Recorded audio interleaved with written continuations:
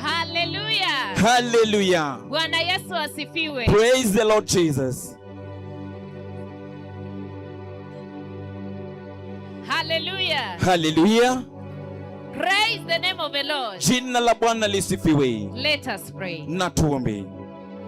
Father, in the mighty name of Jesus, Baba, katika jina kuu sana la Yesu, we thank you for this day. tunakushukuru kwa siku hii. How glorious are you in all the earth. Wewe ni wa utukufu ulioje katika ulimwengu mzima. The heavens, they worship you. Mbingu za kuabudu wewe, The earth, they bow before you. na dunia inainama mbele zako. How glorious is the holy Lamb of God, Jesus Christ. Je, mwana kondoo wa Mungu ni wa utukufu namna gani Yesu Kristo? At the center of the throne in heaven, Katikati mwa enzi mbinguni, the ruler of God's creation, mtawala wa uumbaji wa Mungu, the fullness of the deity of God, utimilifu wa uumbaji wa the Mungu, bread of life, pumzi ya uzima, the living water, maji yaliyo hai. Lord Jesus Christ. Bwana Yesu We Kristo, glorify you here today. tunakutukuza hapa leo We hii. acknowledge you are the only way. Tunakutambua wewe kama njia ya pekee. You are the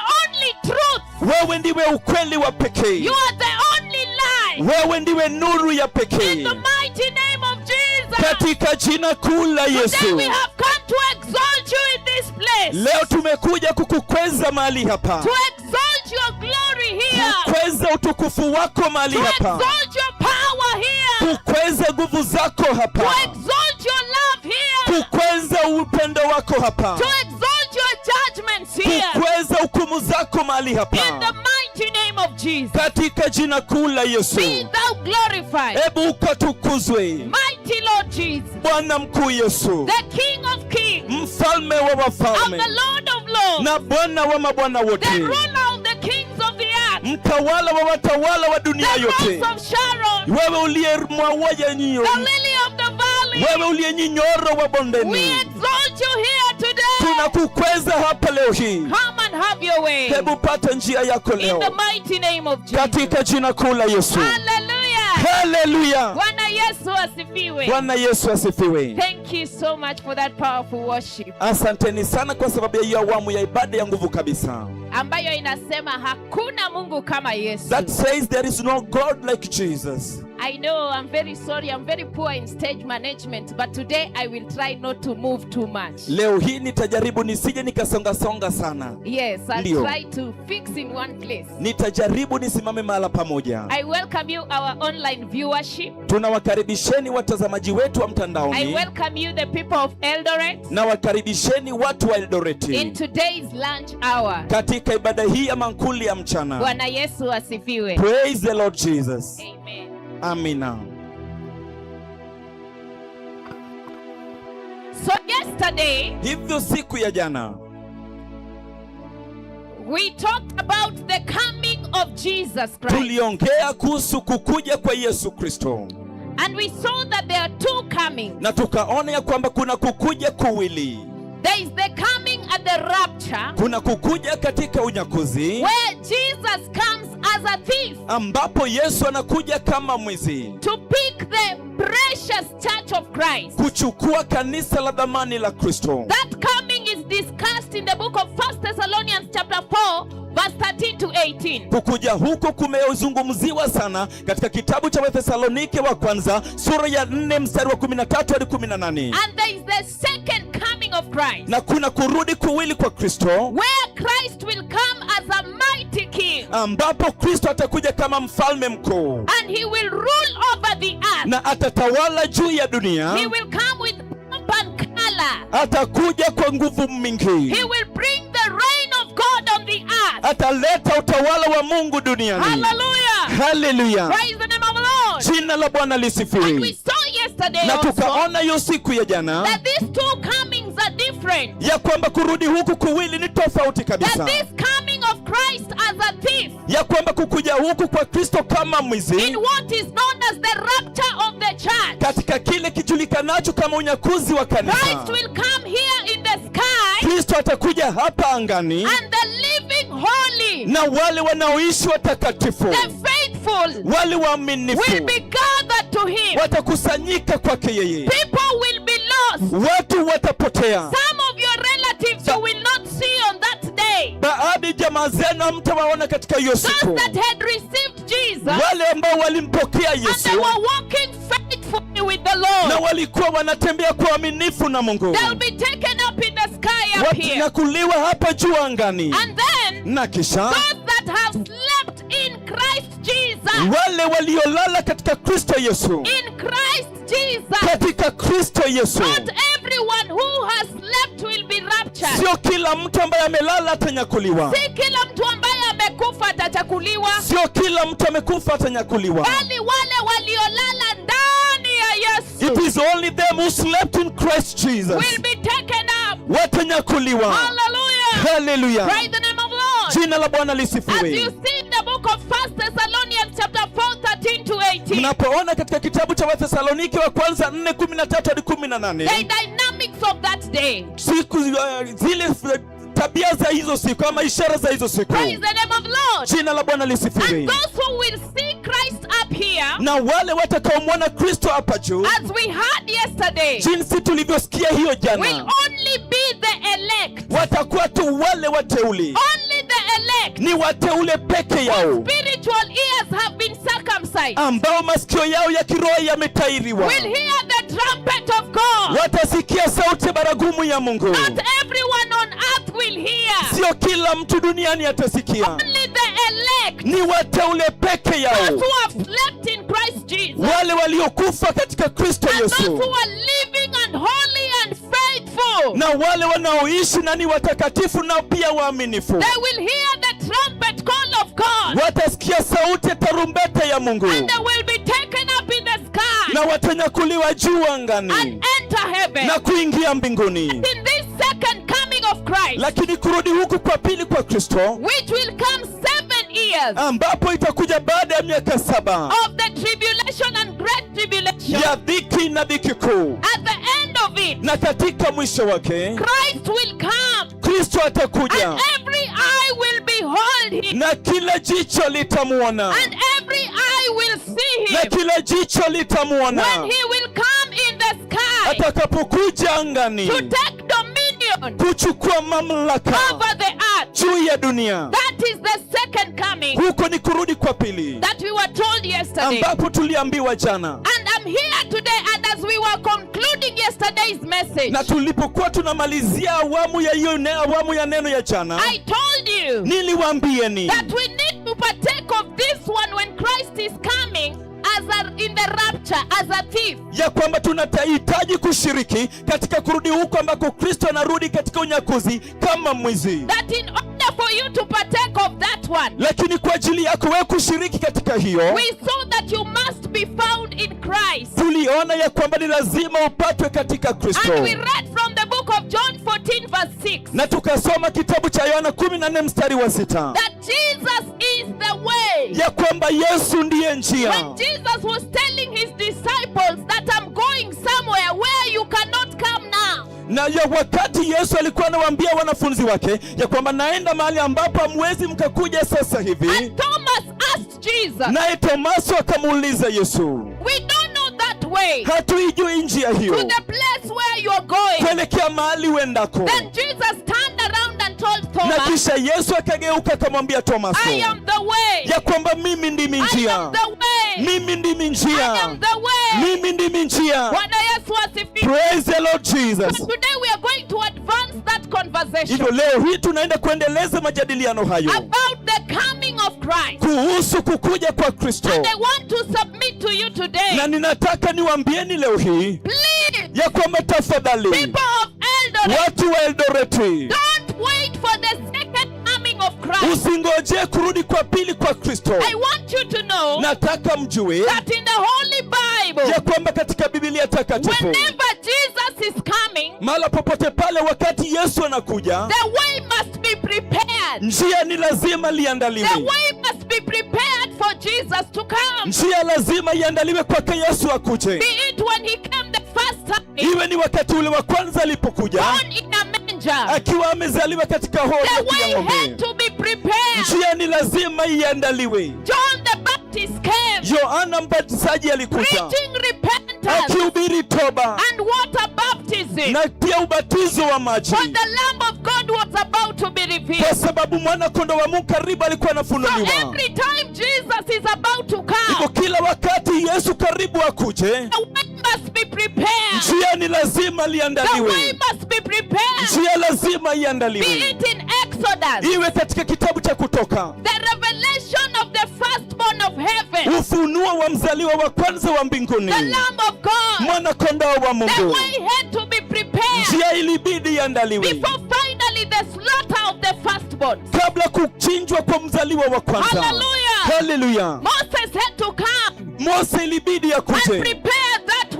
way kuiandaa njia hiyo with the blessings of God. katika jina la Mungu, Kwa mapigo ya Mungu, kwa mapigo ya Mungu. the way had to be prepared. Njia ilibidi iandaliwe. So every time Hivyo kila wakati Jesus Christ is revealed, Yesu Kristo karibu afunuliwe, the way must be ni prepared. lazima njia Be iandaliwe. it in the Jordan, Iwe pale Jordani, John the Baptist had to come and preach the gospel of repentance. ilibidi Yohana Mbatizaji aje na kuhubiri injili ya toba. I'm here to tell you, Niko hapa kuambieni don't prepare for the second coming of Christ. ya kwamba usijiandae kwa kurudi kuwili kwa pili kwa Kristo, Because, kwa sababu why am I telling you that? ni kwa nini nawaambieni hiyo? Because Ni kwa sababu for that second coming to take place, ili kwamba uko kurudi kwa pili kutukie, the way must be prepared. njia ni lazima iandaliwe, And that way must be prepared through the judgments of God. na hiyo njia ni lazima iandaliwe kupitia kwa hukumu za Mungu, Kupitia hukumu ya Mungu. kupitia kwa hukumu ya Mungu. Barabara ya kurudi kwa pili kwa Yesu itaandaliwa. The highway to return of Jesus will be And prepared, there will be terrible judgment. na itakuwa ni hukumu za kutisha. Read the book of Revelation chapter 6 all the way. Someni kitabu cha Ufunuo sura ya 6 kote kote. The Bible says Biblia inasema the sun will be darkened. ya kwamba jua itatiwa The giza moon will not shine. na hata mwezi The haitatoa mwanga whole wake. world will be plunged into darkness. Dunia mzima itaingia katika There'll be giza a nene, global earthquake. na kutakuwa na matetemeko ya And ulimwengu if you mzima. attempt to worship Jesus during that Na time, iwapo utadhubutu kumwabudu Yesu katika you wakati will be huo, slaughtered. utachinjwa. The Antichrist will be reigning. Mpinga Kristo atakuwa anatawala. Bwana Yesu asifiwe. Praise the Lord Jesus. There will be demonic locusts Kutakuwa na nzige za kishetani that will come and bite people. ambao watakuja na kuwauma watu. The water will turn into blood. Maji yatageuka kuwa damu. That is how the way will be prepared Na- for the second coming of Hiyo Christ. ndio jinsi ambavyo njia itaandaliwa kurudi kwa pili kwa Kristo.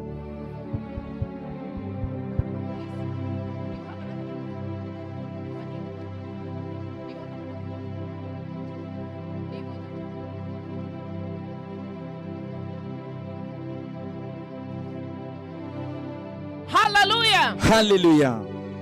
You don't want to be found during that season Hutaki kupatikana katika majira hayo, when the way for the second coming of Christ will be prepared by the judgments of God. wakati ambapo njia ya kurudi kwa pili kwa Kristo unatengenezwa kupitia kwa hukumu za Mungu. But we thank God for his faithfulness. Lakini tunamshukuru Mungu kwa uaminifu wake. I'm here to tell you Niko hapa kukwambia that now today ya kwamba sasa leo hii I want to teach you. nataka nikufundishe, Now that we have agreed we are not preparing for the second coming when Jesus Christ will come with blazing fire. sasa hivi kwamba tumekubaliana ya kwamba hatujiandai kwa sababu ya kurudi kupili ambapo Kristo atakuja na moto uwakao, Where the Bible says that the kings of the earth will hide from the one who sits on the throne. ambapo Biblia inasema ya kwamba wafalme wa dunia watajificha kutoka kwa yule aketie enzini, And they will call on the rocks to fall on them. na wataitia jiwe iwaangukie. You don't want to be found in that time. Hutaki kupatikana katika wakati huo. I've come to teach you how to prepare for rapture. Hivyo nimekuja kukufundisha jinsi ya kujiandaa kwa unyakuzi. Praise the name of Lord. Jina la Bwana And lisifiwe. when Jesus will be revealed in the rapture, Na wakati Yesu atafunuliwa katika unyakuzi, even this time, hata wakati huu, when Jesus is about to be revealed, wakati Yesu karibu in anafunuliwa the rapture of the church, katika unyakuzi wa kanisa, where he comes as a thief, ambapo anakuja kama mwizi, the way must be prepared. njia ni lazima And iandaliwe, the way to prepare, na jinsi ya kujiandaa, jinsi ya kuandaa hiyo njia, jinsi ya kuiandaa hiyo njia, as we read yesterday, jinsi tulivyosoma jana, is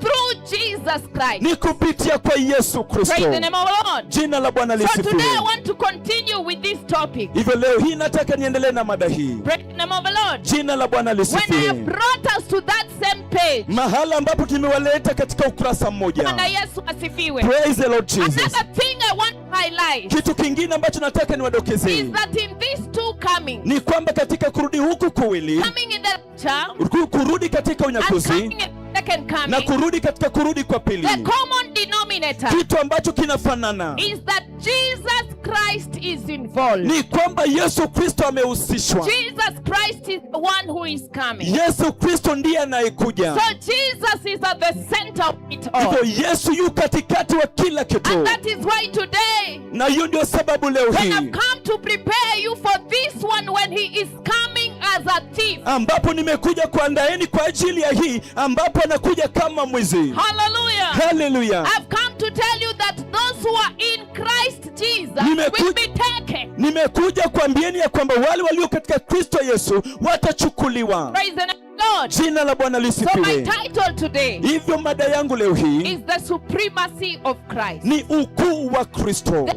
supremacy of Christ Jesus. ukuu wa Kristo Yesu. Praise the name of the Lord. Jina la Bwana lisifiwe. I want you to know, Hivyo nataka ujue, I've come to prepare you for this coming as a thief nimekuja kukuandaa kwa ajili ya kurudi huku kama mwizi, by exalting before kwa kukweza mbele yenu the supremacy of Christ Jesus. ukuu wa Kristo Yesu. So I'm here to tell you today Hivyo niko hapa kuambieni leo hii that Christ Jesus ya kwamba Kristo Yesu is supreme. ni mkuu. When God created the heavens and the earth, Wakati Mungu aliziumba mbingu na dunia, the Lord would have chosen any other way to create it. Mungu angelichagua njia yoyote ili kuiumba. Now we are beginning the message Sasa hivi tunaianza for ujumbe today. kwa ajili ya leo hii. That one was a recap of Hiyo yesterday, ilikuwa tu ni marejeleo ya siku ya but we jana, are continuing in that topic. lakini tunaendelea katika mada hiyo. So the topic is the supremacy of Christ. Hivyo mada ni ukuu wa Kristo. I'm here to tell you Niko hapa kukuambia that when God created the heavens and the earth, ya kwamba wakati Mungu aliumba mbingu na dunia, he chose to do it in Christ Jesus. alichagua kuifanya katika Kristo Yesu, Ndani ya Yesu. ndani ya Yesu.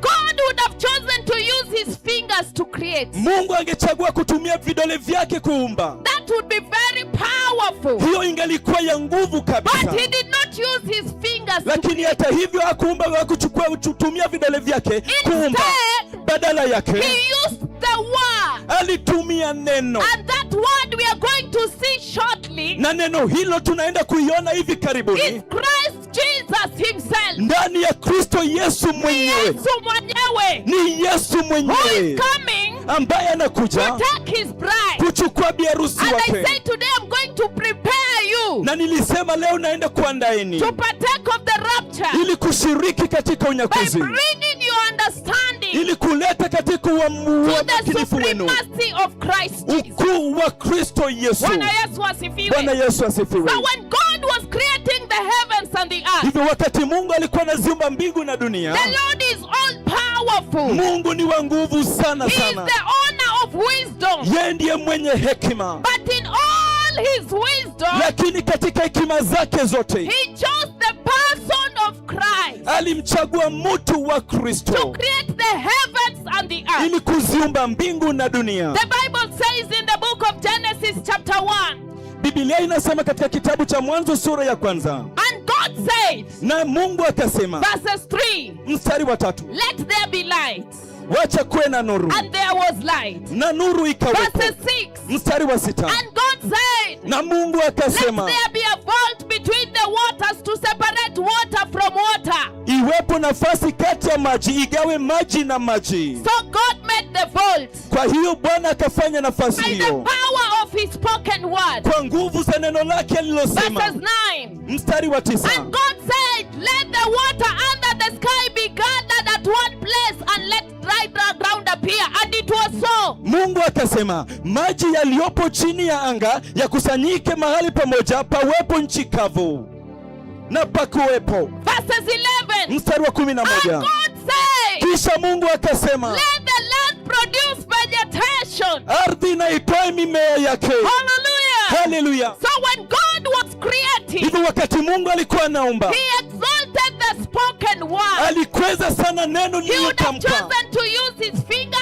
Angelichagua kutumia vidole vyake and create the leaves. na kuumba mche. He would have chosen to use his hand, Angelichagua kutumia his mikono right yake, hand of power, mkono wake wa kuume wa his nguvu sana. majestic right hand. Mungu mkono wake wa kuume wa form the nguvu soil. ili kutengeneza But udongo. no, Lakini hapana, the spoken word. neno lililosemwa tu. What is this spoken word Na je, that God hili- used in creation? Hili neno ambalo lilisemwa wakati Mungu alitumia katika uumbaji wake Ni nini? ni nini? John chapter 1, Yohana sura ya kwanza verses 1. mstari wa kwanza. When God was speaking like that, Wakati Mungu alikuwa anaongea namna who hiyo, was he referring to? je, alikuwa anamrejelea nani? John chapter 1. Yohana sura ya kwanza. In the beginning Pale mwanzo was the word, alikuwako neno, and the word was with na God, huyo neno alikuwa pamoja na and Mungu, the word was God. naye neno alikuwa Mungu. Hallelujah. Haleluya. He was with God in the beginning. Tangu mwanzo huyo neno alikuwa na Mungu. Through him all things were made. Vitu vyote Hallelujah. viliumbwa kupitia yeye. Haleluya. Makofi yenu iko wapi? Sio mnaniangalia tu. Hallelujah. Haleluya. Today we are exalting the supremacy of Christ Leo hii tunakweza ukuu wa Kristo in preparing you for rapture. katika kukuandaa wewe kwa ajili ya unyakuzi. Through him all things were made. Kupitia yeye vitu vyote viliumbwa. So meaning, Kumaanisha when God resorted to use the spoken word wakati Mungu alichagua kutumia neno lililotamkwa to do creation, kufanya uumbaji, he was essentially speaking Christ Jesus at the center of his entire creation. kimsingi alikuwa anaongea kuhusu Kristo Yesu katikati ya uumbaji wake wote. Hallelujah. Haleluya. The Bible says, without him, nothing was made that has been made. Biblia inasema kwamba pasipo yeye hakuna chochote kilichoumbwa ambacho kimeumbwa. Verses 14. Mstari wa 14, The word became flesh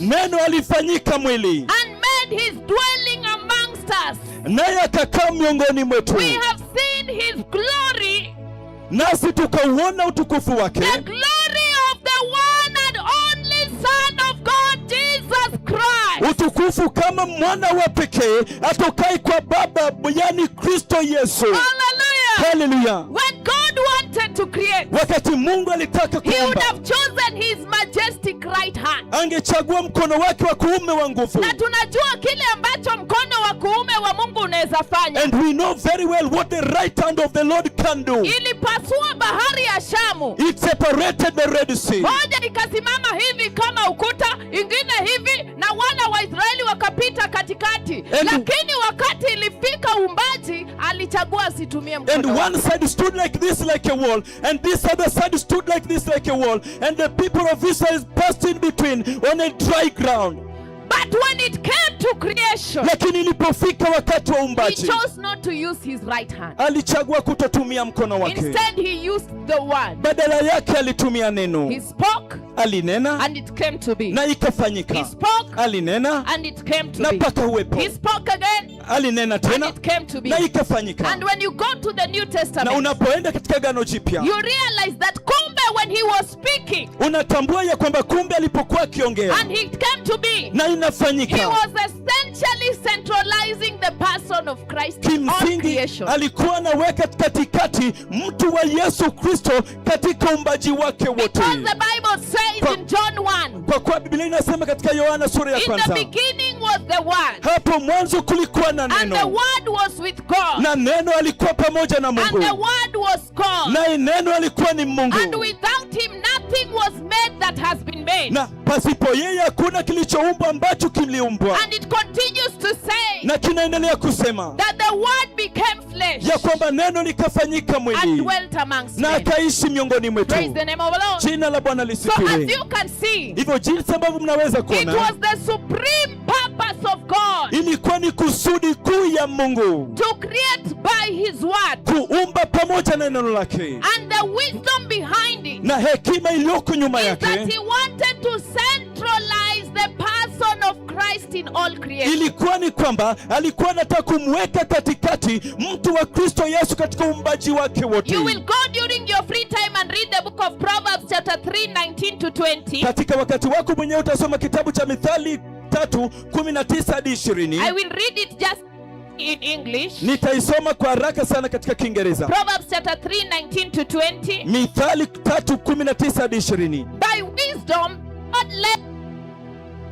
By wisdom the Lord laid the earth's foundation. By understanding he set the heavens in place. Look, by his wisdom the Lord laid the foundations of the earth. Kwa hekima ya Bwana aliweka msingi wa dunia, kwa ufahamu aliziweka mbingu mahala pake. Angalieni, alitumia hekima yake kuweka msingi wa dunia. Very shortly we are going to find out who that wisdom is. Upesi tunaenda kujua ni kwani huyo hekima ni nani. Again you will read the book of Proverbs chapter 8 verse 22. Tena utasoma kitabu cha Mithali 8:22. I will read in one language. The Lord brought me forth as the first of his works, before his deeds of old.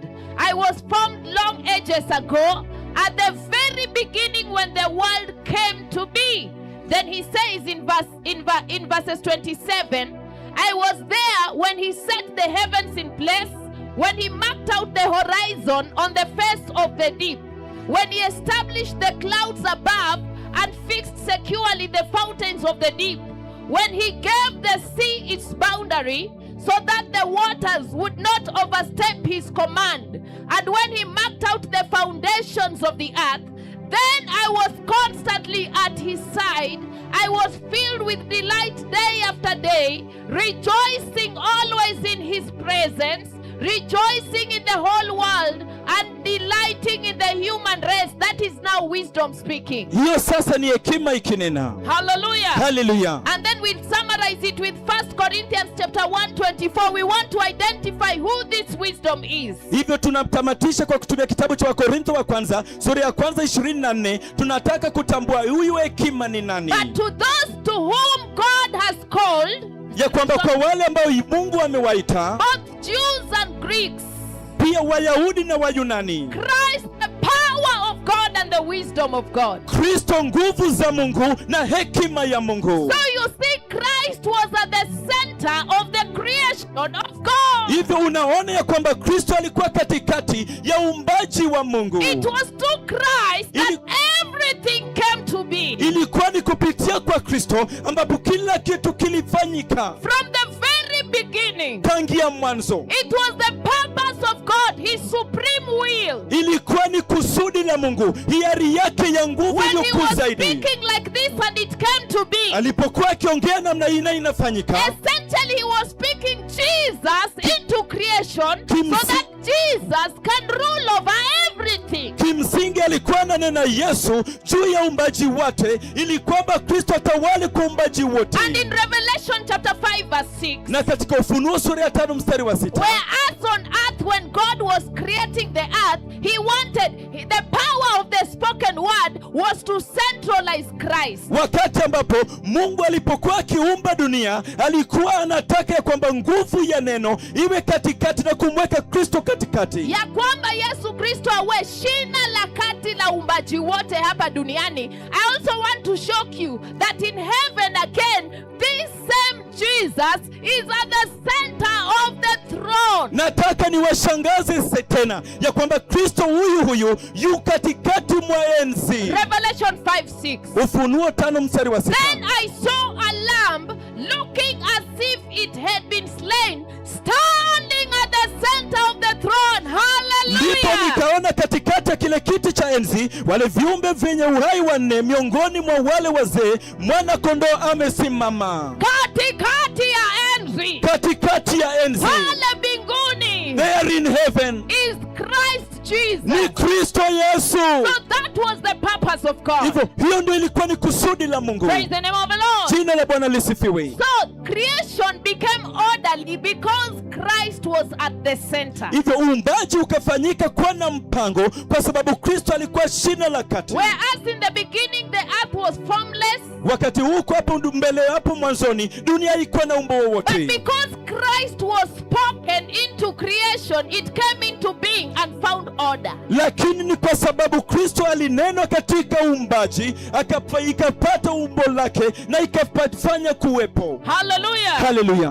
But then Lakini there came the fall. kukakuja mwanguko. You will come to realize Utakuja kujua that when God created man, ni kwamba wakati Mungu aliwaumba wanadamu, this time round, mara hii he decided to take the soil aliamua kuchukua udongo and form man.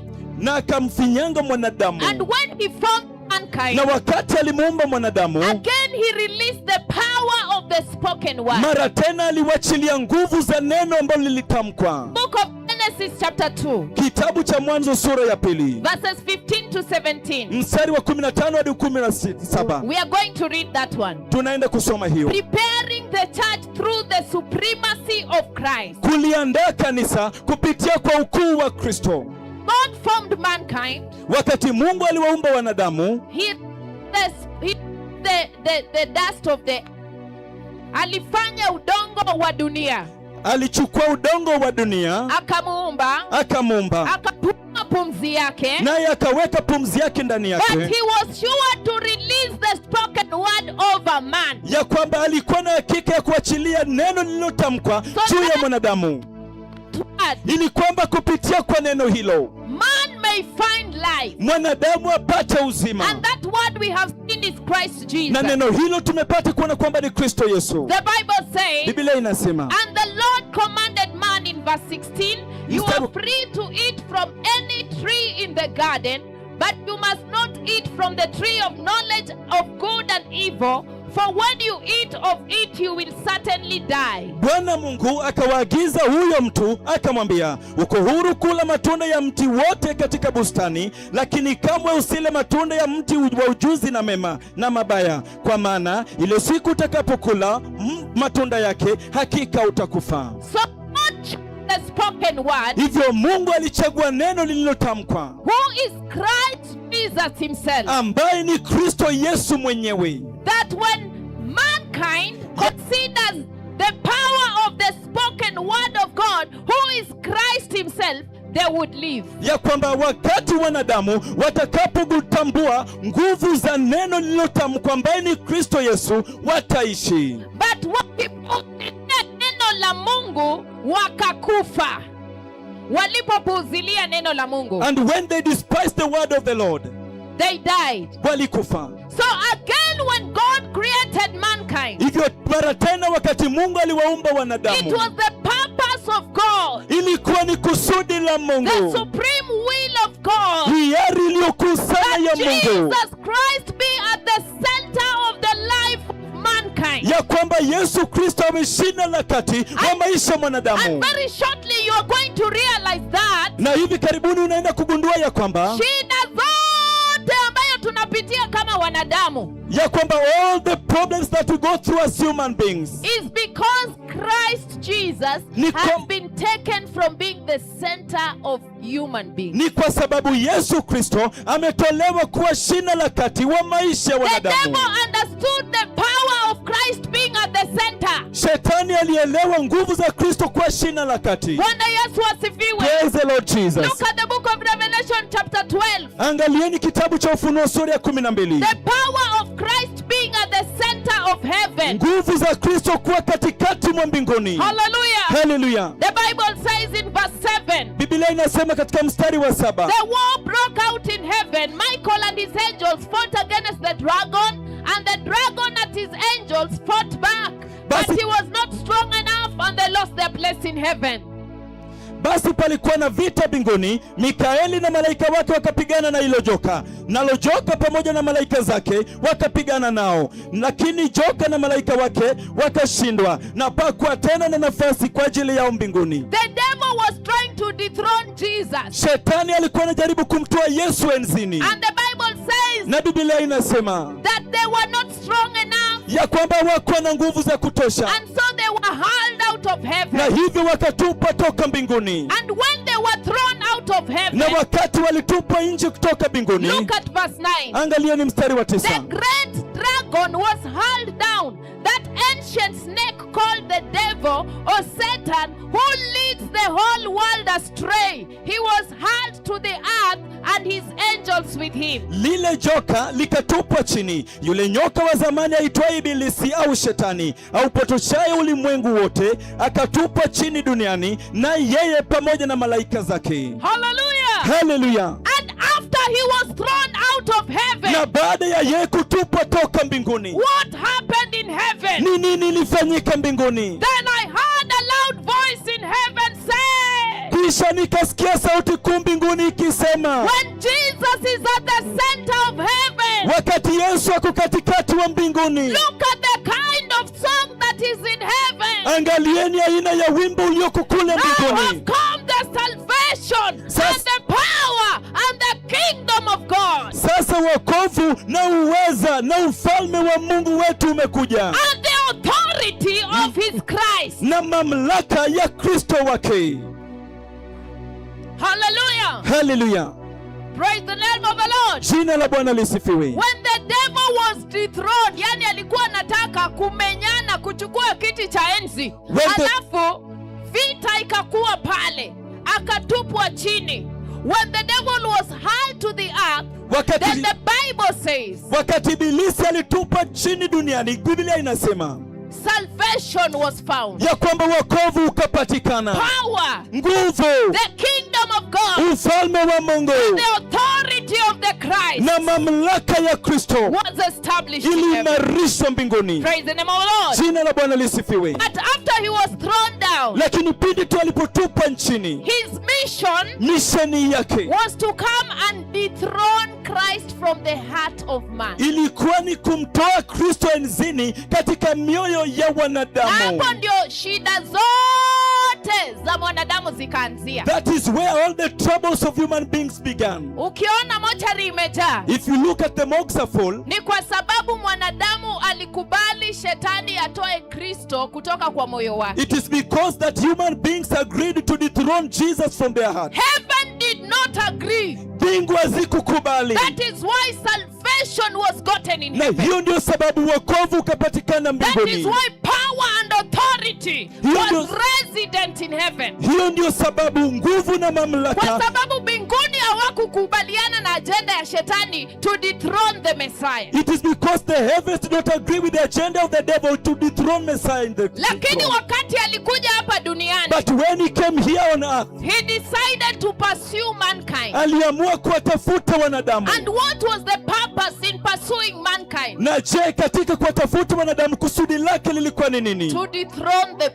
the person of Christ. Ni kumwondoa mtu wa Kristo. Hallelujah. Hallelujah. That is why when he came, That is the reason when he came, the first thing he attacked kitu cha kwanza alivamia was the word. ilikuwa ni neno. That word is Christ. Neno hilo ni Kristo. And he twisted it Naye akaipindua and twisted na it kuipindua and twisted it na again, kuipindua and zaidi twisted na again. kuipindua mara tena, And then mankind lost Jesus. na kisha wanadamu wakampoteza Yesu. Bwana Yesu asifiwe. Praise the Lord Jesus. Hiyo ndio sababu unaona That is why you see kuna majambazi, that there are armed robbers. because people lost Jesus. Ni kwa sababu watu walimpoteza Yesu. Mochari imejaa. The morgues are full. Man accepted that Jesus be dethroned from their lives. Mwanadamu alikubali kwamba Yesu aondolewe katika mioyo yao. Kama wewe ni mama unalia mzee ameenda na msichana mwingine, ni kwa sababu Yesu aliondolewa kwa maisha yako. If you are a woman, you are crying that your husband has gone with another lady, it is because that Jesus was dethroned from your heart. Yes, from the life of somebody. Kutoka kwa maisha ya mtu. Ukiona hii vita yote inaendelea Middle East, ni kwa sababu Yesu hayuko katikati When you yao. look at all this wars going on in the Middle East, it is because that Jesus is That not is why centralized. today I've come to restore the supremacy of Christ here. Hiyo ndio sababu leo nimekuja kurejesha ukuu wa Kristo Yesu. Hallelujah. Hallelujah. That if you understand how supreme Jesus is, ya kwamba uweze kuelewa jinsi Yesu ni mkuu, you will prepare for coming as a thief. utajiandaa kwa ajili ya kurudi kama mwizi. Hallelujah. Hallelujah. So when the devil came to attack the word, Hivyo wakati Ibilisi alikuja kushambulia neno, remember God gave man the word. kumbukeni Mungu alipatia mwanadamu neno, And that word we saw is Christ na himself. neno hilo tuliona kwamba ni Kristo mwenyewe. Christ is the embodiment of the word of God. Kristo ndiye mtu wa neno la Mungu, Ndio mtu wa neno la Mungu. ndiye mtu wa neno la Mungu. Ya kwamba wakati Mungu alikuwa akizungumzia Adamu hivi, kimsingi alikuwa anamwambia ndo huyu Kristo, muweke katikati ya maisha That yako. when God was talking to Adam like this, it is essentially was saying, this And is the Jesus, devil make himself to understood the power of Christ being at the center. na wakati utaelewa nguvu, Shetani alielewa nguvu ya Kristo kuwa katikati ya mtu. na shetani alielewa nguvu za shetani ya Yesu kwa katikati mwa maisha ya mtu, And he decided to come and attack that na aliamua kuja na kushambulia by hiyo attacking the spoken word of kwa God. kushambulia neno lilosemwa la Mungu. Did God really say? Je, Mungu alisema kweli? You know you can. Unajua unaweza. And in the process they lost Jesus. Na katika hiyo harakati wakampoteza Yesu. But look at the condition of mankind without Jesus. Lakini angalia hali ya mwanadamu bila ya Yesu. You will go and read in your own free time. Utaenda kusoma wakati wako mwenyewe. Genesis chapter 3. Mwanzo sura ya 3. From verse 6 to 14. Kuanzia mstari wa 6 hadi wa That 14. mankind without Jesus is hiding. Ya kwamba mwanadamu bila Yesu wanajificha. Wanajificha. They can no longer walk with God. Hawawezi tena kutembea na Mungu. If God is the source of life, Iwapo Mungu ndio chanzo cha uhai. Mungu ndiye chanzo cha uhai. Wanadamu wakati walikubali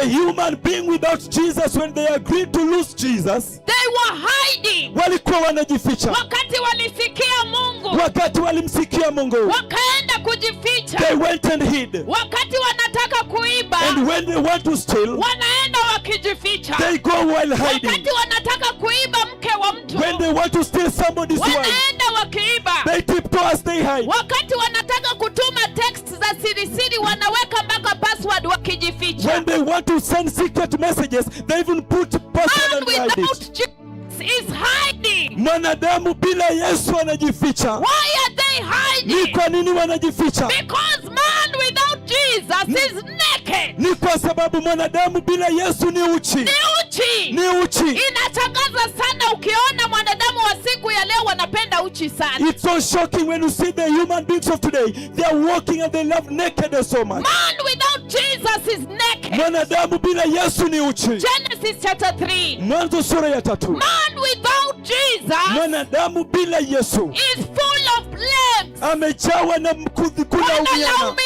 Wanalaumiana. Go to Kego, enda kwa hii koti kuu hapa, mahakama hapa. Go to the high court here. Utapata mtoto analaumu mama. You'll find a child is Mama analaumu mzee. that mother is also Fulani analaumu fulani. ya kwamba fulani analaumu fulani. Man without Jesus is blaming. Mwanadamu bila Yesu ni wa kulaumiana. Hallelujah. Hallelujah. The condition of man without Christ. Hali ya mwanadamu bila Yesu. When we accepted that the devil take away the word, take away Jesus from mankind. Wakati tulikubali ya kwamba shetani atoe Yesu kutoka kwa wanadamu. Man without Jesus is full of pain. Mwanadamu bila Yesu amejawa uchungu. With pain you will give birth. Pamoja na uchungu utazaa. Kwa utungu wa kuzaa utazaa. Kwa utungu wa kuzaa utazaa. Man without Jesus is full of pain. Mwanadamu bila Yesu amejawa uchungu. Man without Jesus ultimately dies. Mwanadamu bila Yesu hatimaye anakufa. Hallelujah. Hallelujah. Do you see the condition of man without Jesus? Je, unaona hali ya mwanadamu bila Yesu? Go to the book of Revelation chapter 5 verse 4. Enda katika kitabu cha Ufunuo sura ya 5 mstari wa 4. The supremacy of Christ. Ukuu wa Kristo. That is why after this lunch hour I want you ushikilie Yesu mzuri. Wewe katikati ya and never let him. Na hiyo ndio sababu baada ya ibada hii ya mankuli ya mchana, umshikilie Yesu vizuri, umweke katika shina la kati wa moyo wako na usimwachilie. Revelation chapter 5 verse 4. Ufunuo sura ya 5 mstari wa 4. Another condition of man without Jesus. Hali nyingine ya mwanadamu bila ya Yesu. I wept and wept. Nikalia sana sana. Because no one was found who was worthy to open the scroll or look inside. Kwa sababu hakuonekana yeyote anayestahili kufungua hicho kitabu na kutazama ndani yake. Man without Jesus is weeping. Mwanadamu bila Yesu anaomboleza. Man without Jesus is crying. Mwanadamu bila Yesu yualia. And the Bible goes on to say, na Biblia inaendelea kwa kusema, then one of the elders said to me, na kisha mmoja wa wazee akaniambia, do not weep. Usilie. In the Lion of the tribe of Judah, Tazama simba wa kabila la Yuda, the root of David, wa uzao wa Daudi, has triumphed. ameshinda. Hallelujah. Hallelujah. Man without Jesus Mwanadamu bila Yesu is weeping. ni analia. Hallelujah. Hallelujah. And that is why Na hiyo ndio sababu after the fall, baada ya mwanguko, the only way njia ya pekee that God ambayo Mungu has always used ambaye kila wakati ametumia to bring remedy ili kuleta suluhisho to the condition of man kwa hali ya mwanadamu is through Jesus. ni kupitia kwa Yesu. That is why yesterday Hiyo ndio sababu hiyo jana we said that Jesus is the way. tulisema kwamba Yesu ndiye njia. If you want to partake of this rapture here, Ukitaka kushiriki katika unyakuzi huu then you hapa, better be found in Christ. basi heri upatikane ndani ya Kristo. Because from the book of Genesis, Kwa sababu tokea kitabu cha in Mwanzo, your own free time, go and read Genesis katika 3:21. wakati wako mwenyewe, enda usome kitabu cha Mwanzo sura ya 3 kuanzia mstari That wa when kwanza, God wanted to restore, ya kwamba wakati Mungu alitaka kurejesha, because our God is never ever defeated, kwa sababu Mungu wetu katukamwe ashindwi, regardless of the fall, bila kujali hali ya mwanguko. the only way to restore mankind Njia ya pekee ya kurejesha is wanadamu by restoring the person of Christ to ni man. kurejesha mtu wa Kristo kwa mwanadamu. That is the reason for this crusade from January to January, Hiyo ndio sababu ya mkutano huu wa Baratakea Januari hadi Januari, to restore Christ to the life of man. ili kurejesha Kristo katika maisha ya Ya mwanadamu. kwamba mwanadamu akishika Kristo mzuri, aweke yeye katikati ya moyo wake, katikati ya biashara zake, katikati ya elimu yake, katikati ya jamii yake, ya kwamba Yesu Kristo ndio anatawala, shida zote zitaisha. That when a human beings will hold on to Jesus very well and put him at the center of his heart, at the center of his business, at the center of everything that he does, everything will go on well. Hallelujah. Hallelujah. And today we are going to restore Christ at the center of our lives. Na leo hii tunaenda kumrejesha Kristo kwa shina la kati ya maisha yetu. In the name of Lord. Katika jina la Bwana Wangapi msifiwe. wananipata leo? How many are getting me today? So in Genesis chapter 3:21, Hivyo katika kitabu cha Mwanzo 3:21 you see the purpose of God in restoration. unaona kusudi la Mungu katika kurejesha. That when God saw the fall, Ya kwamba wakati Mungu aliona mwanguko, he saw the man hiding. alimwona mwanadamu anajificha. Ultimately death. Ya kwamba hatimaye kifo. Ultimately guilt. Ya kwamba hatimaye ile hatia. Hatimaye Hallelujah. hatia.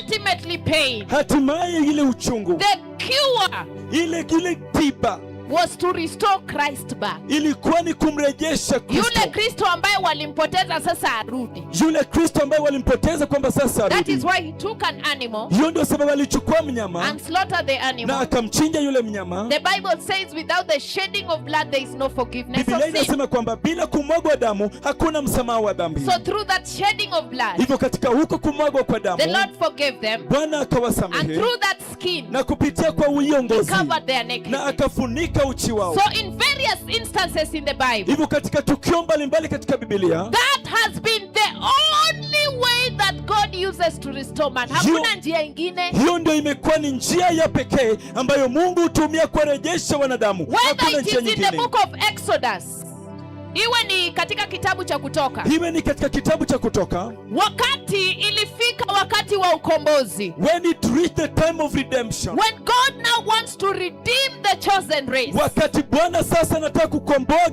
kizazi teule. Hallelujah. Haleluya. Niwaambie mara wakati Mungu anataka kuleta Yesu ama kumfunua Yesu, lazima barabara iandaliwe. And I told- Sasa kwa hii barabara iliandaliwa, akainua Mose kwenda kuandaa hiyo njia na mapigo 10. And I told you there before that anytime Jesus is about to reveal, there must be a preparer of the way. Preparation of the way. Preparation of the way. Hallelujah. And that is why the Lord raised Moses. Hallelujah. Hallelujah. But I want you to see something in that scripture. Lakini nataka uone kitu katika maandiko hayo. God wanted to redeem his house, Jacob. Mungu alitaka kukomboa nyumba yake Yakobo. He wanted to redeem the children of Israel. Alitaka kukomboa wana wa Israeli. And God decided to use plagues, mapigo. Na Mungu akachagua kutumia mapigo.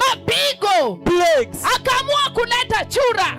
Aliamua kuleta chura. He decided to bring frogs. Aliamua kuleta vyura. The plague of darkness. Na hata ile pigo la giza. But still the children of Israel were not redeemed. Lakini bado wana wa Israeli hawakukombolewa. Plague of gnats. Ni ile pigo ya nzige. The plague of locusts. Ile pigo la nzige. The plague of turning water into blood. Ile pigo la kugeuza maji But kwa with damu. all those plagues, Lakini pamoja na mapigo hayo yote, they were still not redeemed bado hawakukombolewa until the slaughter of the firstborn. hadi kuchinjwa kwa mzaliwa wa kwanza. Hallelujah. Hallelujah. The supremacy of Christ. Ukuu wa Kristo. Kile nasema ni hii. What I'm saying is this. Hawa wana wa Israeli walikuwa chini ya utumwa, These children of Israel were under bondage. and God wanted to redeem them. Na Mungu alitaka kuwakomboa. Akaamua kutumia mapigo 10 ambayo si ndogo ndogo. And so he chose to use the 10 plagues which are not small. The plague of darkness, Ile pigo la giza, the plague of frogs, ile pigo ya vyura, the plague of gnats, ile pigo la the plague of turning water into blood. ile pigo ya kugeuza maji kwa But in damu. all these 9 plagues, Lakini katika haya mapigo yote 9, none of them was sufficient to deliver them. Bado walibaki. hakuna hata moja yao ilikuwa inatosha kwa komboa. Bado walikuwa utumwani. Until he offered this firstborn son, Hadi wakati aliwachilia mwana wake mzaliwa wa Jesus kwanza, Christ. Yesu Kristo. Until the lamb was slaughtered at twilight. Hadi mwana kondoo The alipochinjwa usiku wa supremacy manane. of Jesus. Ukuu wa That is Yesu. what finally delivered them. Hiyo ndio kitu ambayo hatimaye iliwakomboa. Hallelujah. Hallelujah. Go and read the book of Exodus chapter 12 verse 12 to 13. Enda usome kitabu cha Kutoka sura ya 20, 12 hadi 13. Exodus chapter 11, you see the plagues there. Kutoka mlango wa 11 unaona yale mapigo pale. He brought the plague of frogs, the plague of gnats ni viroboto, the plague of livestock. Hiyo yote haikusaidia mpaka ilibidi achinje mwanakondoo ndio ukombozi ikapatikana. He brought all the plagues of frogs, the plague of the darkness, and all that was Tisa not sufficient. haikuweza kukomboa.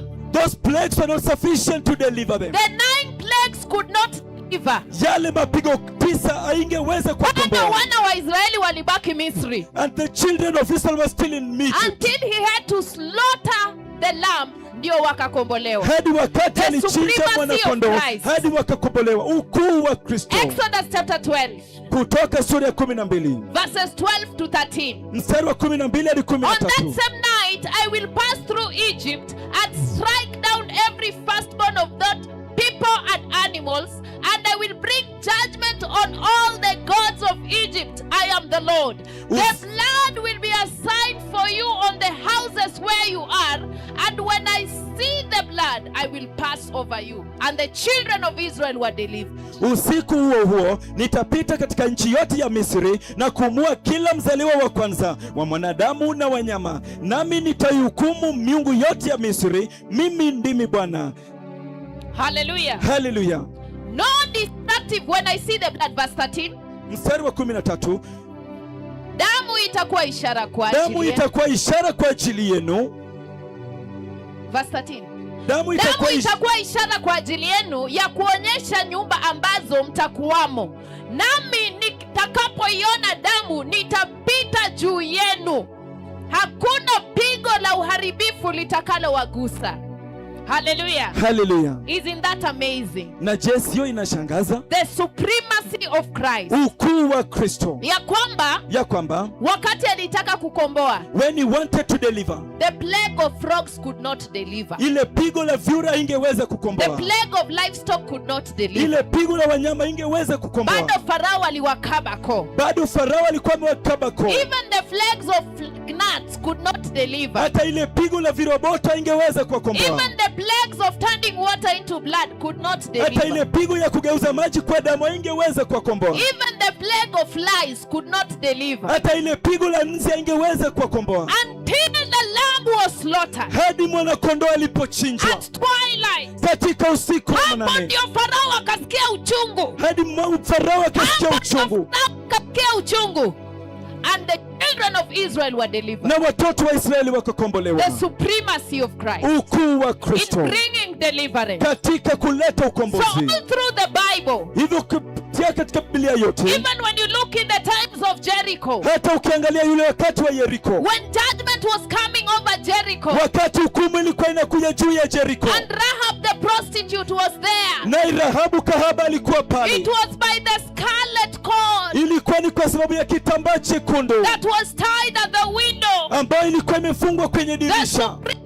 Of Christ. Ukuu wa Kristo. That he was delivered. Ambao alikombolewa. Hallelujah. Hallelujah. Now in the New Testament. Hivi sasa katika Agano Jipya. John chapter 1 verse 29. Yohana sura ya kwanza mstari wa 29. I'm here to tell you. Niko hapa kuambieni. For those who are following me. Kwa wale mnaonifuatilia. I am opening up the scripture of John 14:6 that I am the way. Ninafungua andiko hilo la kitabu cha Yohana 14:6 ya kwamba mimi ndimi njia. Yesu ndiye njia. Yesu ndiye njia. Even today. Hata na leo hii. For you to partake of the rapture. Kwa wewe kushiriki unyakuo. I told you don't prepare for the second coming. Niliwaambieni msijiandae kwa kurudi kwa pili. Barabara itaandaliwa kwa hukumu ya Mungu. Wale watajaribu kuabudu Yesu watachinjwa. Don't prepare for that time. Usijiandae kwa ajili ya wakati huo. But prepare for this one when he's coming like a thief. Lakini jiandae kwa sababu ya hii wakati anakuja kama mwizi. And I'm teaching you how to prepare through the supremacy of Christ. Na ninakufundisha jinsi ya kujiandaa kupitia kwa ukuu wa Kristo. John chapter 1. Yohana sura ya kwanza. Verses 29. Mstari wa 29. That when God wanted to deliver mankind. Ya kwamba wakati Mungu alitaka kuwakomboa wanadamu. The next day, John saw Jesus coming toward him and said, "Look, the Lamb of God who takes away the sin of the world." Hallelujah. Siku iliyofuata Yohana akamwona Yesu akimjia akasema, "Tazama mwana-kondoo wa Mungu aichukue dhambi ya ulimwengu." Hallelujah. Hallelujah. Any deliverance, ukombozi wowote ule, any solution, suluhisho lolote lile to a troubled mankind kwa mwanadamu ambaye is amesumbuliwa found in Christ Jesus the Lord. inapatikana katika Kristo Yesu Bwana. That if you want your problems to end, Ya kwamba ikiwa unataka shida zako ziishe, the solution is in centralizing Christ. suluhisho ni kumweka Yesu awe shina la kati. And that is why Na hiyo ndio the sababu book of John 3:16 to 17, kitabu cha Yohana 3:16 hadi 17 the Bible says, Biblia inasema, "For God so loved the world that he gave his one and only Son, that whoever believes in him shall not perish but have eternal life." kwa maana jinsi hii Mungu aliupenda ulimwengu hata akamtoa mwanawe wa pekee, ili mtu yeyote amwaminie asipotee, bali awe na uzima wa milele. For God did not send his Son into the world to condemn the world, but to save the world through him. Even God knows that if he wants to save the world, it is only on account of Jesus. Kwa maana Mungu hakumtuma mwanawe ili kuhukumu ulimwengu, bali kwa yeye ulimwengu upate kuokolewa. Hata Mungu mwenyewe anajua ikifika wakati wa kukomboa ulimwengu, lazima Yesu atumwe. Praise the name of the Lord. Jina la Bwana And lisifiwe. why Jesus Christ? Na ni kwa nini Yesu Kristo? The book of Colossians chapter 1, Kitabu cha Wakolosai sura ya kwanza. the supremacy of Christ Jesus Ukuu wa Kristo Yesu in helping you prepare katika kukusaidia kujiandaa for the kingdom of God. kwa ajili ya ufalme wa Mungu. Colossians chapter 1. Wakolosai sura ya kwanza. Colossians Wakolosai chapter 1. sura ya kwanza.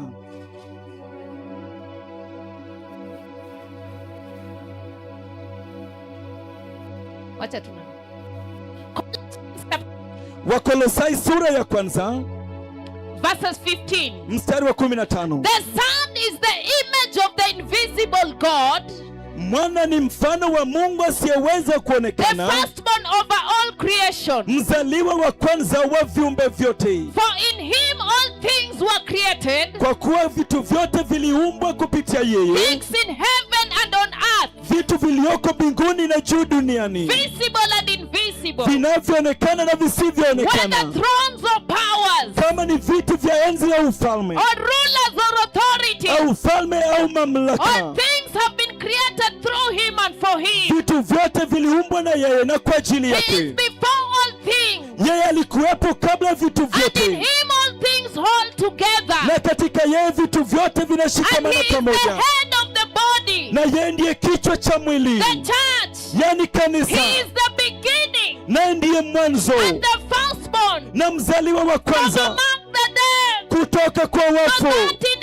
everything ili yeye awe he mkuu katika might have vyote, the supremacy. awe na ukuu. For God was pleased Kwa kuwa Mungu to alipendezwa have all his fullness dwell in him, kwamba ukamilifu wake ukae ndani mwake, and through him, na kupitia kwa and yeye through him, na kwa njia to yeye reconcile turejeshwe to himself all things, kwake yeye vitu vyote, whether things on earth iwe ni vitu vya or duniani, things in heaven, iwe ni vitu vya mbinguni, by making peace kwa kufanya amani through his blood shed on the cross. kwa damu yake iliyomwagika Praise the name msalabani. of the Lord. Jina la Bwana Do you lisifiwe. see the supremacy of Christ? Je, mnaona ukuu wa Do you Kristo? see why John chapter 14 says that he is the way? Je, mnaona ni kwa nini Yohana 3:16 anasema kwamba yeye ndiye njia? Because when God wanted to create, Kwa sababu wakati Mungu alitaka kuumba, he preferred Jesus. aliamua kutumia When Yesu. God wanted to redeem, Wakati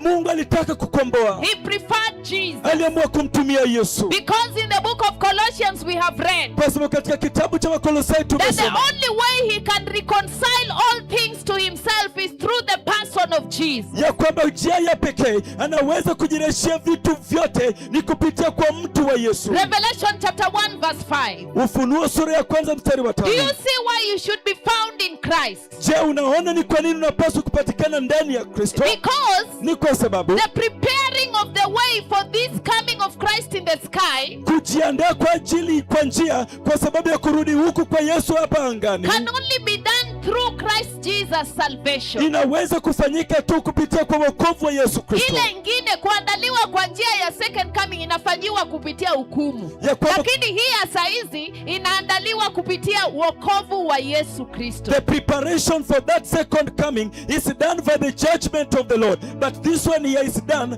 by the salvation of Jesus Christ. The book of 1 Corinthians 2:2 as I finish, Kitabu cha Wakorintho wa kwanza 2:2 napomalizia, the justification for receiving Christ. ile uzuri ama sababu ya kumpokea Kristo. 1 Corinthians chapter 2 verse 2. Wakorintho wa kwanza sura ya For 2 mstari I wa 2. resolved to know nothing while I was with you except Jesus Christ and him crucified. Kwa kuwa niliamua kutojua kitu chochote wakati nilikuwa pamoja nanyi isipokuwa Yesu Kristo, yeye aliyesulubiwa msalabani. Philippians chapter 1 Wa Filipi sura ya kwanza verses 7 to 8. mstari wa 7 hadi wa 8. The word of God says, Neno la Mungu linasema, Philippians chapter 3 verse 7 to 8. What? But whatever were gains to me, I now consider loss for the sake of Christ. What is more, I consider everything a loss because of the surpassing worth of knowing Christ Jesus my Lord. Look, ya kwamba ukimjua Yesu Kristo unahesabu kila kitu kingine kuwa hakifai. that when you know Jesus Christ, you count all things futile. That when Jesus is at the center of mankind, Ya kwamba wakati Yesu ako katika shina la kati ya mwanadamu, mambo ingine yote utahesabu ni ubatili. every other thing you will consider them nothing. That's why today Hiyo ndio sababu leo hii I have brought that Jesus to you. nimewaleteni huyo Yesu That says in the book of John chapter 14 verse 6. ambaye anasema katika kitabu cha Yohana 14 mstari When wa Thomas 6, was asking the way, wakati Tomaso alikuwa anauliza kuhusu how njia, can we get to that place? tutawezaje kufika mahala pale? Remember the thief on the cross. Kumbukeni yule mwizi He msalabani, wanted to go to paradise. alikuwa anataka kwenda He paradiso, was tired of the pain on this earth. earth. alikuwa amechoka na uchungu wa dunia And he hii, turned to Jesus na akamgeukia Yesu and told Jesus, remember me. na akamwambia Yesu, unikumbuke. And Jesus remembered him. Na Yesu akamkumbuka. And that day he was in paradise with Jesus. Na hiyo siku alikuwa katika paradiso pamoja na Yesu. So it could be you are there. Hivyo iwende uko mahali And pale you want to partake of this coming in the rapture. na unataka kushiriki katika kukuja huku katika unyakuzi, Because this salvation is now available. kwa sababu wokovu huu sasa unapatikana. Usitegee ile second coming. Usitegee ule kurudi kwa pili, Kwa sababu mapito ya hiyo inaandaliwa kwa hukumu. because the way of that coming is prepared for the judgment, Where water will turn into blood. ambapo maji itageuka kwa damu, Where Christians will be slaughtered. ambapo Wakristo watachinjwa, Where there will be war. ambapo kutakuwa na vita, Where there will be famine. ambapo kutakuwa na njaa. Huwezi kustahimili hiyo.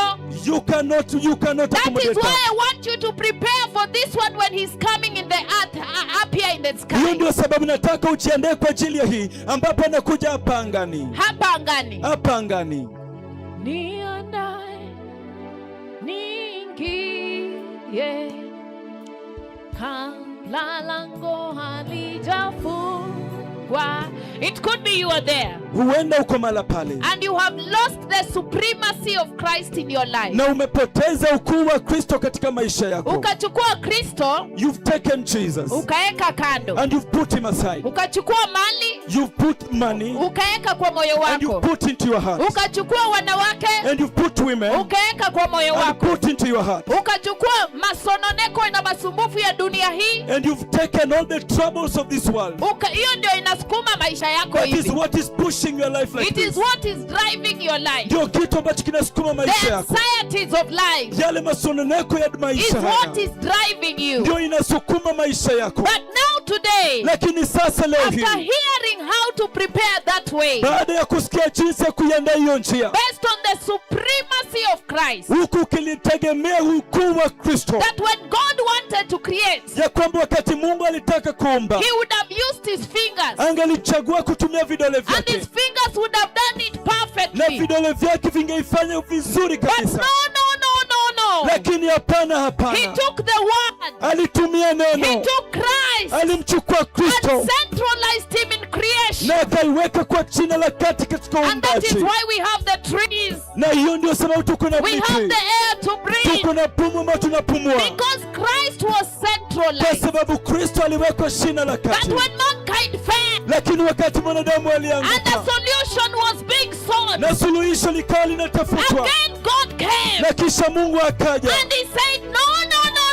na akasema hapana, hapana, It is only in Christ ni Jesus, kupitia kwa Kristo Yesu by peke the yake, shed blood of the Lamb, kwa kumwagwa kwa damu ya mwanakondoo, that you can be restored. ambao unaweza kurejesha. That when it came to delivering Israel, Lakini ilipofika wakati wa kuwakomboa wana wa Israeli, the Lord used 9 plagues Bwana alitumia mapigo 9 to try and deliver them, kujaribu kuwakomboa, but it did not work. lakini haikufanikiwa. Pharaoh still held on to them. Farao bado aliwashikilia tu, It did not work. haikufanya kazi. The 9 plagues of God, Mapigo 9 ya Mungu, until he brought his son, hadi alipomleta mwanawe, until he brought the Lamb of God hadi alipoleta mwanakondoo wa and Mungu slaughtered him na kumchinja and put the blood on the na doorpost. kuweka damu katika mimo ya milango, Then Pharaoh let them go. na kisha Farao akawaachilia The waende. supremacy of the Lamb. Ukuu wa Mungu. And when time came, Na wakati ulipowadia, the fullness of time, utimilifu wa nyakati, John the Baptist saw it. Yohana Mbatizaji akamwona, Behold,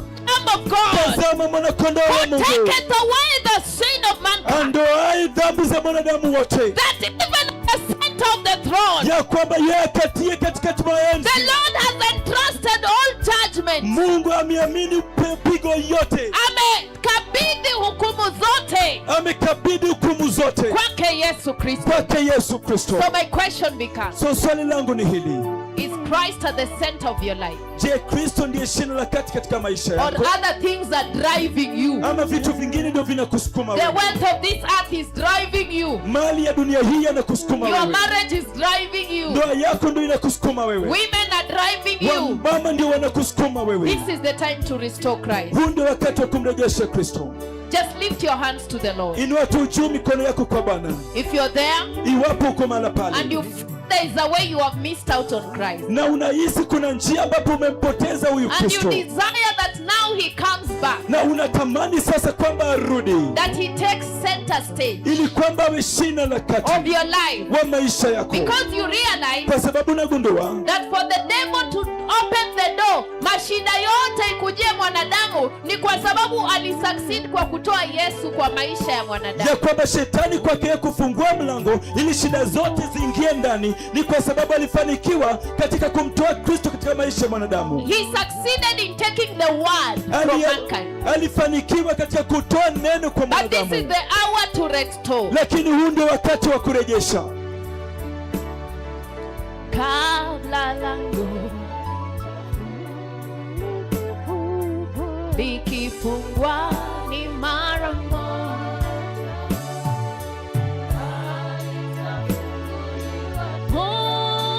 uniandae kabla lango likifungwa na halita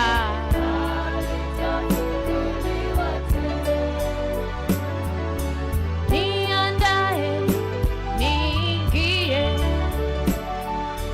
kabla lango halijafungwa, likifungwa ni mara moja na halitafunguliwa tena.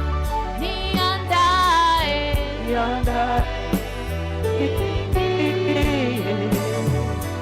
kabla lango halijafungwa, likifungwa ni mara moja, halitafunguliwa tena. Lift up your hands to the Lord. Inueni juu mikono yenu kwa Bwana. We want to restore this Jesus at the center of our life. Tunataka kumrejesha huyu Yesu kwa shina la kati ya maisha As yetu. I finish, allow me to introduce this Jesus to you, Ninapomalizia, wacha niwatambulisheni huyu Yesu, so that you can know the Jesus you are receiving. ili kwamba uweze kumjua Yesu mnayempokea. Colossians chapter 1. Wakolosai sura ya kwanza, The Son is the image of the invisible God, ya kwamba mwana ndiye umbo wa Mungu asiyeonekana, the firstborn over all creation. mzaliwa wa kwanza wa uumbaji For wote, in him all things were created, kwa kuwa katika yeye vitu vyote viliumbwa, things in heaven and on earth, vitu vilivyomo mbinguni na duniani, visible and invisible, vinavyoonekana na whether visivyoonekana, thrones or powers or rulers or authorities, Even all in things have been created through him and for him. iwe ni mamlaka, uwezo ama nguvu, vitu vyote viliumbwa katika yeye na kwa ajili He is yake. before all things, and in him all things hold together. Alikuwa kabla ya vitu vyote, na katika yeye vitu vyote vinashikanishwa And pamoja. he is the head of the body, the church, the beginning and the firstborn from among the dead. Na yeye ndiye kichwa cha kanisa, mwanzo na mwisho. Mighty Lord Jesus, Bwana Yesu mkuu, lift up your hands high. inueni juu mikono yenu juu We sana want sana. to receive this powerful Jesus in our heart. Tunataka kumpokea huyu Yesu wa nguvu katika maisha Inueni yetu. mikono juu. Lift up your hands. Mighty Lord Jesus, Mighty Lord Jesus, Bwana Yesu mkuu, Bwana Yesu mkuu, I acknowledge my sin today, I acknowledge my sin today, ninatambua dhambi zangu leo, that I dethroned you from my life.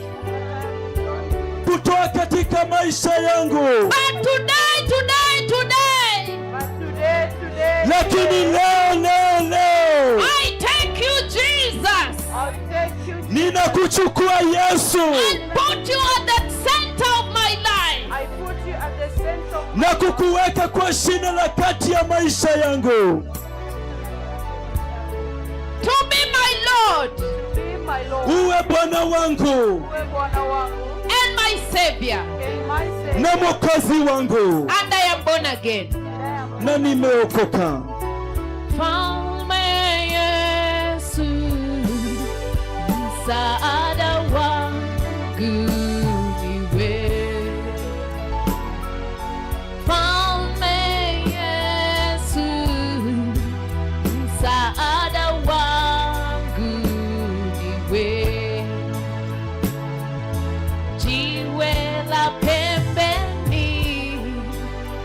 msaada wangu niwe, nuru ya uzima, msaada wangu niwe, Mfalme Yesu. As we finish, tunapomalizia sasa, Mfalme Yesu, tegemeo langu niwe, na kukimbilia, tegemeo langu niwe, na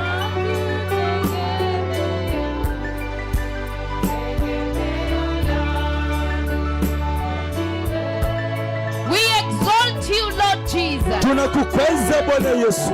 You are the Rose of Sharon, Wewe ndiwe ua la kondeni, the firstborn of God's creation, mzaliwa wa kwanza wa uumbaji wa Mungu, the supreme ruler of God's creation, tawala mkuu wa uumbaji wa Mungu, the bearer of the salvation plan of God, bebaji wa mpango wa wokovu wa Mungu, the embodiment of the salvation redemption plan of God, mtu wa mpango wa kubeba mpango wa Mungu wa ukombozi, the bearer of the judgment of God, ubebai hukumu ya Mungu, the lion and the lamb, Bwana mwana kondoo na tena the simba, Rose of Sharon, jua la maua la kondeni, the supreme ruler, mtawala mkuu, the King of kings, mfalme wa wafalme, the Lord of lords, Bwana wa mapana, the way, njia, the truth, ukweli, the life. uzima. We exalt you today. Tunakukweza leo We hii, give you thanks. tunakupatia nguvu, We give you glory. tunakupa utukufu, We give you wisdom. tunakupa hekima. All adoration belongs to Adama you. zote ni zako wewe, The wisdom and the power of God. wewe uliye hekima na nguvu ya Mungu. As we commit this city to the person of Christ. Tunapoisalimisha mji huu kwa mtu wa Kristo, In the mighty name of Jesus. katika jina kuu la Yesu, We have prayed with thanksgiving. tumeomba kwa shukrani. Amen. Amen. Asante sana. Thank you so much. You can give the